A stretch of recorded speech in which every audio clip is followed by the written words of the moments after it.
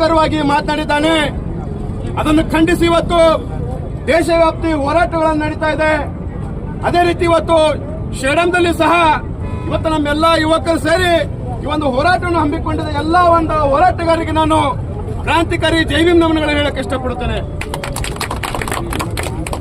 ಬಂಧುಗಳೇ, ಈ ಹೋರಾಟದ ಮೂಲಕ ಮಾನ್ಯ ಅಮಿತ್ ಶಾಗೆ ನಾನು ಒಂದು ಕಿವಿ ಮಾತನ್ನು ಹೇಳಕ್ಕೆ ಇಷ್ಟಪಡ್ತೇನೆ. ಅಮಿತ್ ಶಾ ಅಂಬೇಡ್ಕರ್ ಒಂದು ಫ್ಯಾಷನ್ ಅಂತ ಹೇಳ್ತಾ ಇದ್ದಿಲ್ಲ. ಅಂಬೇಡ್ಕರ್ ಫ್ಯಾಷನ್ ಅಲ್ಲ, ಅಂಬೇಡ್ಕರ್ ಅದು ನಮ್ಮ ನೇಷನ್. ಅದು ನಮ್ಮ ನೇಷನ್ ಅಂಬೇಡ್ಕರ್ ಎಂಬುದು. ಇವತ್ತು ನೀನೇನ್ ಹೇಳ್ತಾ ಇದ್ದೀ?